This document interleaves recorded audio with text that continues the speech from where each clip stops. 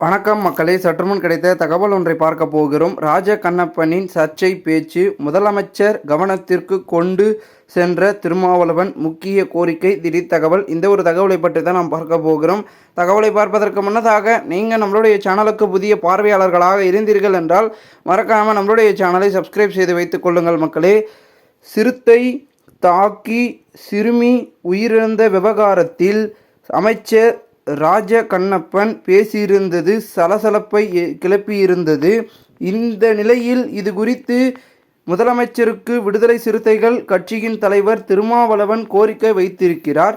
இன்று திருவள்ளூரில் செய்தியாளர்களை சந்தித்த அவர் அதிமுகவும் பாஜகவும் இணைந்து கூட்டணி அமைத்ததாக தொடர்ந்து சொல்லிக் கொண்டிருக்கிறார் மத்திய உள்துறை அமைச்சர் அமித்ஷா. இந்த கூட்டணியை தேசிய ஜனநாயக கூட்டணி என்றும் சொல்லிக் கொண்டிருக்கிறார். இதற்கெல்லாம் அதிமுக தலைவர்கள், குறிப்பாக மதிப்பிற்குரிய முன்னாள் முதலமைச்சர் எடப்பாடி பழனிசாமி தான் விளக்கத்தை அல்லது தெளிவையும் மக்களுக்கு ஏற்படுத்த வேண்டும். பாஜக தலைமையில் கூட்டணியா அதிமுக தலைமையில் கூட்டணியா என்கின்ற கேள்வியும் எழுகிறது. அறிவிக்க வேண்டியவர் யார்? அவர் உள்துறை அமைச்சராக இருக்கலாம், பாஜகவின் மூத்த தலைவர்களில் ஒருவராக இருக்கலாம். ஆனால் தமிழ்நாட்டை பொறுத்தவரையில் சட்டமன்ற பொது தேர்தலை முன்னிட்டு உருவாக்கி இருக்கின்ற இந்த கூட்டணியை தலைமை வகித்து வழிநடத்துவது எடப்பாடி பழனிசாமியா அல்லது திரு அமித்ஷா அவர்களா என்கின்ற கேள்வி எழுகிறது. இதற்கெல்லாம் அவர்தான் பதில் சொல்ல வேண்டும் அல்லது விளக்கம் அளிக்க வேண்டும். இவ்வளவு அவசரமா இந்த கூட்டணியை உருவாக்கி இருக்க மாட்டாங்க என்ன அழுத்தமோ என்ன காரணமோ மிகவும் முன்கூட்டியே கூட்டணியை அறிவிக்கும் நிலை அதிமுகவிற்கு ஏற்பட்டிருக்கிறது என்றும் பேசினார். இதனைத் தொடர்ந்து சிறுத்தை விவகாரம் குறித்த கேள்விக்கு பதிலளித்த அவர், சிறுத்தை தாக்கி உயிரிழந்த குழந்தையின் குடும்பத்திற்கு ஆழ்ந்த இரங்கலை தெரிவித்துக் கொள்கிறேன்.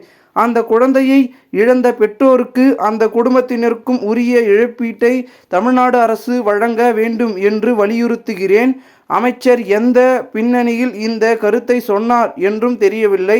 வழக்கமாக நடக்கிறது என்றாலும் கூட அவ்வாறு நடைபெறாமல் மக்களுக்கு உரிய பாதுகாப்பு அளிக்க வேண்டிய பொறுப்பு அரசுக்கு, குறிப்பாக அமைச்சருக்கு இருக்கிறது. ஆகவே இனி வருங்காலங்களில் அது போன்ற உயிரிழப்புகள் ஏற்படாத வகையில் வனவிலங்குகளின் நடமாட்டத்தை கண்காணிப்பது, அதன் தாக்குதல்களில் இருந்து மக்களை பாதுகாப்பது மிக மிக இன்றியமையாதது. முதலமைச்சர் இதில் உரிய கவனம் செலுத்த வேண்டும் என்றும் கேட்டுக்கொள்கிறேன் என்று பேசியிருந்தார். முன்னதாக வால்பாறையில் சிறுத்தை தாக்கி சிறுமி உயிரிழந்த விவகாரம் குறித்த செய்தியாளர்கள் அமைச்சர் ராஜ கண்ணப்பனிடம் கேள்வி எழுப்பியிருந்தனர். இதற்கு பதிலளித்த அவர், மனிதர்களை யானை உள்ளிட்ட மிருகங்கள் தாக்குவது வழக்கம்தான், அரசு தரப்பில் இழப்பீடு வழங்குகிறோம் என்று பேசியிருந்தார். இது சர்ச்சையை ஏற்படுத்தியிருந்தது என்பதும் குறிப்பிடத்தக்கது. இந்த ஒரு தகவல் அரசியல் வட்டாரங்களில் பெரும் பேசும் பொருளாகவும் மாறியிருக்கிறது.